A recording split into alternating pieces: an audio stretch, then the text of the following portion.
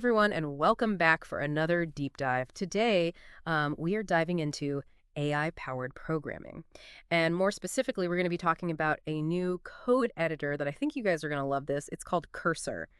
Basically, picture this, you're coding away, and your editor is like, it's almost like it can read your mind, right? It anticipates your next move before you even make it, and that's kind of the promise of Cursor. Mhm. We actually got an interview with the team behind it, Michael Trull, Arvid Lunark, and Aman Sanger, and they have some really cool ideas about the future of programming and how this is all going to work. So what is it about Cursor that's got you so interested? Well, the thing I like most is that it's a totally new approach to code editors. Yeah. It's not just a helper tool anymore. It's like we're moving towards this idea of code editors as collaborators in the development process. Okay, so this isn't just like another autocomplete tool. It's like they took what GitHub Copilot did and said, hold my beer. Yeah, exactly.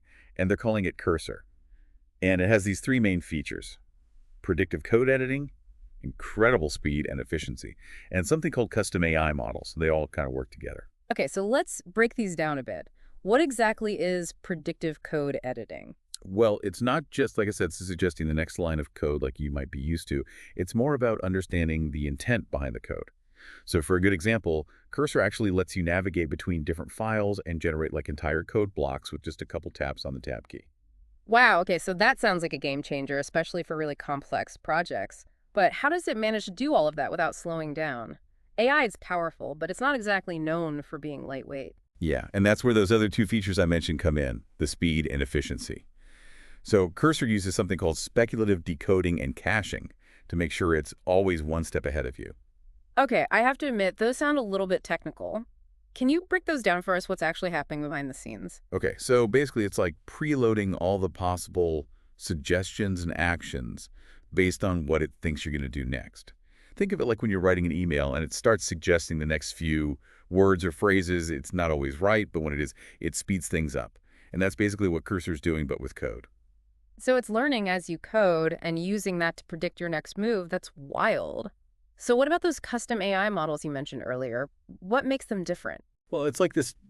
You can think of a generalized AI model as a jack of all trades, but a master of none. It can handle a lot of different coding tasks, but it won't be exceptional at any one specific thing.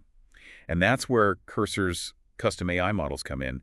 Each one is trained on a specific type of coding task or a specific programming language. And this allows them to achieve much higher accuracy and efficiency because they're specialized. Okay, that makes a lot more sense. So instead of one AI trying to do it all, Cursor has like a whole team of specialists ready to tackle specific coding challenges. Exactly. So we've got this tool that's like reading our minds, right? Speeding up our workflow, using AI to generate accurate code. But what does this actually mean for the future of programming? Like, is it all over for us? Well, that's the million-dollar question, isn't it? Yeah.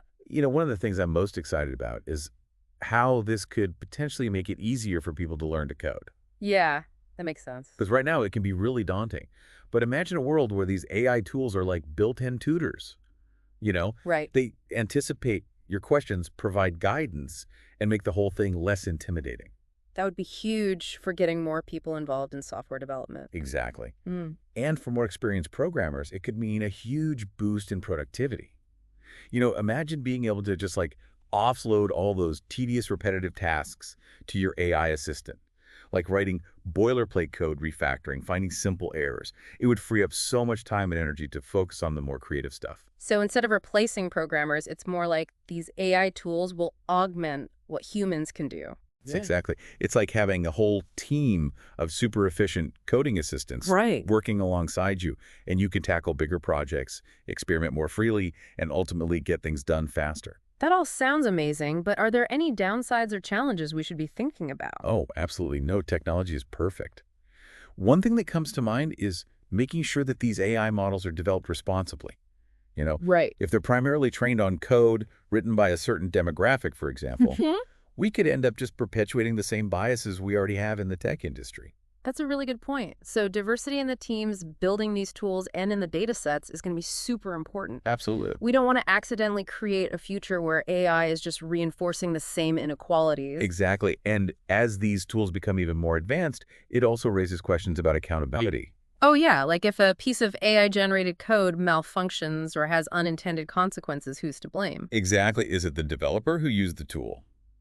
Or the company that created it. Right. It's a whole new world, and we Yeah. need to be having these conversations now. I completely agree. It's not just about the technology itself. It's about making sure we're building a more inclusive and equitable tech industry for everyone. It sounds like the Cursor team is thinking along those lines as well. They had some really interesting things to say about how AI could completely change programming as we know it. Oh, really? Like what? They were talking about how in the future, coding might be less about writing line-by-line instructions and more about teaching AI how to code by example. So you would give the AI some inputs and desired outputs, and it would figure out the logic and write the code for you. Wow. That's a really interesting concept. It's like having a conversation with the AI instead of just giving it a to-do list. Exactly. And what I thought was super cool was how they talked about AI being able to solve problems that we as humans might not even fully understand ourselves. That's a game changer. Like, we're not just talking about automating tasks anymore, but potentially unlocking solutions to problems that have stumped us for years. It's a pretty crazy idea, right? It is, but what's clear is that AI is going to be a huge part of the future of programming, and we're just starting to scratch the surface of what's possible. It's like we're moving away from this very rigid set of instructions to something that's more like a true partnership with the AI. Right, and that could totally change what it means to be a programmer in the future. It might not be about mastering a specific programming language anymore.